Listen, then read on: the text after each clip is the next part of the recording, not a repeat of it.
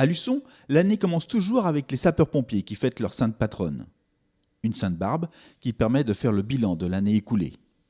Avec 1498 interventions, soit une hausse de 5,2% par rapport à l'année dernière. Les sapeurs-pompiers interviennent principalement à Luçon. 861 interventions, et majoritairement pour des secours à la personne. Et pour ce travail, ils sont actuellement à Luçon 12 professionnels et 38 volontaires. Janvier, c'est aussi le début des travaux de rénovation de la grille de la cathédrale. Le linéaire de 120 mètres de la grille fut en effet démonté afin d'être restauré dans les locaux de l'entreprise LPCI Chaudonnerie Industrielle à Aubigny. Le support de cette grille, c'est-à-dire le mur qui la soutient, a été nettoyé et restauré. En janvier toujours, l'annonce par les élus locaux et départementaux officialise la future construction d'un nouveau collège à Luçon. La ville récupérerait ainsi les locaux du collège Beausire pour y installer la future école du centre. Janvier fut enfin marqué par la soirée des trophées des sports. Au cours de la soirée, 9 récompenses ont été distribuées à des sportifs, des équipes, des bénévoles et des encadrants. En février, la ville de Luçon se munit d'un nouveau site internet. Un site qui vous permet désormais de prendre rendez-vous directement, mais aussi de télécharger des documents et même de découvrir certains sites de la ville à travers une visite virtuelle. En mars, le début du mois est sacré pour les pêcheurs, avec l'ouverture de la pêche à la truite. Pour préparer l'événement, l'association La Gaule Bretonne, en partenariat avec la Fédération de pêche, réalise quelques jours avant l'ouverture des alevinages sur le canal de la Marguerite à Luçon. En mars, la mobilisation de la gare de Luçon s'intensifie. Élus et associations de défense des usagers ont occupé les lieux toute la journée du 5 mars. En jeu, une plus large ouverture du guichet de la gare pour un service public de qualité. En mars, la communauté de brigade de gendarmerie dresse le bilan de l'année passée avec une augmentation significative d'affaires résolues et un nombre de cambriolages en baisse. Cette cellule contact, composée par l'adjudant Laurent et le gendarme Jolin, a vu le jour en mai 2018 et a permis de renforcer de façon significative les liens entre la gendarmerie et ses partenaires, qu'ils soient élus, chefs d'entreprise ou acteurs locaux. La 25e édition des foulées luçonnaises ont eu lieu en mars.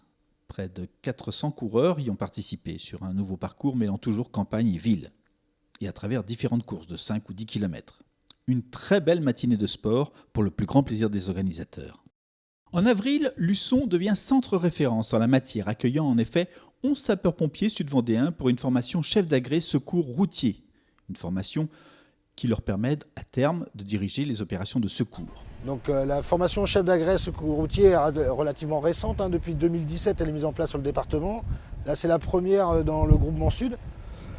Elle est mise en place par rapport à des besoins, notamment sur les nouvelles évolutions des structures de voitures. Et du coup le chef d'agré secours routier, il a à prendre en compte lors d'un accident de voie publique des victimes, et des victimes qui sont souvent incarcérées dans les véhicules, pour mener à bien une mission souvent de désincarcération et de prise en charge de victimes pour pouvoir les orienter sur les structures hospitalières derrière. Avril est marqué également par d'importants travaux rue Saint-Mathurin. Travaux réalisés par la société Eiffage. Un des trottoirs a ainsi été élargi, et ce pour des raisons de sécurité.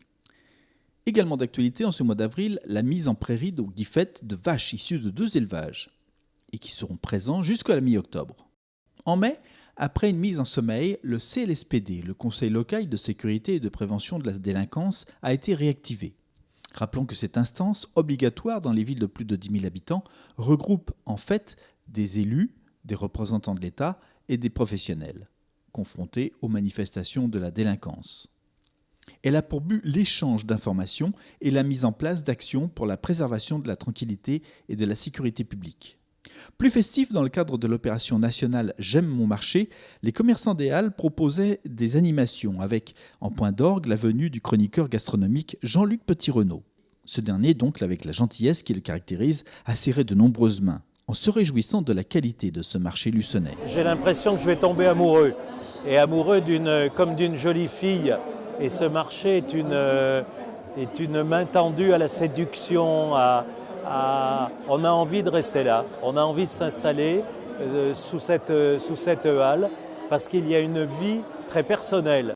Et puis pour l'anecdote, notons à Luçon l'installation des ruches. L'apicultrice Pascale Leroy-Héry a ainsi installé une vingtaine de ruches sur le territoire luçonnais, au lieu dit La Roussette, près du canal. pour que ces insectes commencent à butiner de ça et là. En juin, notons le déménagement de la maison familiale rurale de Saint-Michel-en-Lerme à Luçon. La maison ouvre ainsi de nouvelles formations à Luçon. Une cinquantaine d'élèves ont donc désormais cours à l'espace Richelieu, dans le site du Grand Séminaire. Un choix réfléchi qui va permettre à la MFR d'asseoir ses formations sur une zone beaucoup plus porteuse économiquement. Toujours en juin, la communauté de communes Sud-Vendée Littoral proposait son premier salon de l'emploi à l'espace Plaisance. À Luçon, 350 offres diverses étaient ainsi proposées aux visiteurs. L'objectif était bien évidemment de faciliter les rencontres et les échanges entre les porteurs d'offres d'emploi et les demandeurs, et prouver ainsi que les entreprises du territoire génèrent du travail. Une petite cinquantaine d'entreprises étaient présentes, toutes avaient pour point commun la difficulté à recruter. En juin encore, le kiosque du Jardin du Maine est officiellement soutenu par Stéphane Bern. C'est la totalité de la rénovation qui va donc être prise en compte, avec notamment le remplacement du plancher béton par un plancher bois identique à celui de l'époque de sa création. Cette année, la fête de la musique à Luçon a connu une fois encore un vif succès, avec par exemple cette nouveauté, une soirée mousse inaugurée par les jeunes et organisée par les enfants du conseil municipal. Elle était réservée aux 6-12 ans. N'oublions pas les élèves de l'école de musique ainsi que la Philharmonie. Place Leclerc, plusieurs formations se sont également succédées sur scène. Une journée qui s'est achevée vers 23h par le feu de la Saint-Jean, puis par une animation Dreamcore avec maquillage pour pouvoir danser jusqu'à très tard dans la nuit. Début juillet fut marqué par la manifestation dénommée Jardin en fête. Les visiteurs ont ainsi profité autour du kiosque de la vingtaine d'artistes présents et admiré ainsi leur réalisation dans ce magnifique écrin naturel. Puis, des groupes de jazz se sont installés dans différents endroits du jardin pour accompagner les visiteurs tout au long de la soirée. Et au son de ces douces notes de jazz, les services de la ville ont commencé à allumer les quelques 2000 lampions disséminés dans le jardin, ainsi que les différentes décorations lumineuses. Un moment toujours apprécié du public, toujours ravi de voir déambuler ces allumeurs avec leurs grandes torches et voir le jardin peu à peu s'illuminer. Jusqu'à tard dans la nuit, les visiteurs ont ainsi pu profiter de la féerie du lieu, mais aussi du groupe Gilles Saint-Laurent, qui a fait chanter et danser la foule. Et puis pour la cérémonie du 14 juillet, la cérémonie fut assez particulière cette année. Les élus avaient voulu en effet faire une surprise au maire, en délocalisant la fête sur la grande pelouse du Jardin du Maine. Et pour sa dernière, en tant que maire, Perrier s'est vu offrir un drapeau français, une belle surprise. Oui, alors c'était un moment bien sûr émouvant. Alors cette émotion, je l'avais avant, et ça s'est démultiplié au moment où mes adjoints m'ont fait une petite surprise en m'offrant le drapeau tricolore et en rappelant la manière dont je m'étais investi dans les valeurs de notre République depuis une vingtaine d'années en tant que premier magistrat et même depuis 25 ans en tant qu'élu. À noter enfin la présence appuyée des sapeurs-pompiers luçonnais en ce jour de 14 juillet, qui est aussi la fête de tous les pompiers. Début août fut également marqué à Luçon par un incendie cité Pierno. Une trentaine de personnes ont dû être évacuées. 58 sapeurs-pompiers furent mobilisés. Les résidents ont été évacués vers la salle des commets, vers le séminaire ou relogés dans leurs familles. En août, les Jeudis de l'été remportent un franc succès. Depuis 15 ans, l'événement est attendu par la population locale. Programmé par le Forum des associations de la ville, les différents groupes implantés sur 3 sites au cœur du centre-ville attirent un public de plus en plus nombreux. Et puis l'on ne peut évoquer le mois d'août sans parler de la foire exposition. La 72e foire exposition luçonnaise a été inaugurée par de nombreux élus. Une foire qui accueillait cette année 75 exposants. Une foire, rappelons-le, placée sous le signe du Pays Basque. Un nouveau succès pour les organisateurs avec 25 000 visiteurs enregistrés. Et puis en marge de la foire exposition, rappelons cette grande animation qu'est la braderie. Disséminée dans tout le centre-ville, elle a accueilli pour le 15 août environ 250 exposants. Et bien évidemment, une foule incroyable. Et ce, innovation cette année sur 2 jours. Août toujours, la société vendéenne Sporting Sol a refait le revêtement sportif de la salle du Moulin Rouget. Un revêtement qui datait de 1995. Des travaux très attendus. En septembre, les travaux de nouvelles pistes cyclables luçonnaises débutent avec les premiers coups de pelle, boulevard Philippon. Pour ces travaux, 3 zones sont concernées. Et puis pour le chemin du Fief du Car, un espace piéton-vélo est là aussi aménagé. Le coût des travaux de cette première tranche, 190 000 €. Au chapitre économique, l'entreprise Huguet de Luçon s'illustre par de nouveaux systèmes faisant appel à la réalité virtuelle. Le client peut découvrir ainsi sa nouvelle machine et son fonctionnement à l'échelle 1 avant sa fabrication. Et puis place Leclerc, le monument aux morts de 1870 se refait une beauté. Pour le nettoyage, la ville a fait appel à une entreprise utilisant une technologie assez innovante, la cryogénie. En octobre, notons l'implantation d'un nichoir à focaux pèlerins sur la plus haute plateforme de la cathédrale, à 50 mètres de hauteur. Les cérémonies du 11 novembre se sont déroulées à Luçon, tout d'abord place Leclerc, au monument aux morts de 1870. Un nouveau drapeau de l'association des anciens résistants du groupe L4 de Luçon a été ainsi remis au porte-drapeau Bernard Boisseau. Les autorités civiles et militaires se sont ensuite rendues au square des anciens combattants, où 9 croix du combattant ont été remises.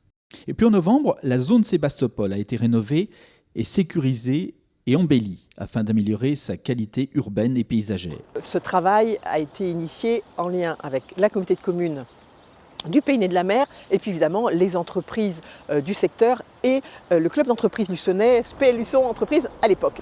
Novembre, c'est aussi le 25e anniversaire de la chorale Do majeur.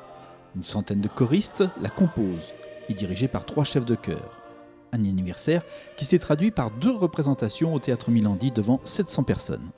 Enfin, en décembre, près de 400 personnes ont participé au traditionnel repas de Noël des aînés organisé conjointement par la ville de Luçon et son centre communal d'action sociale.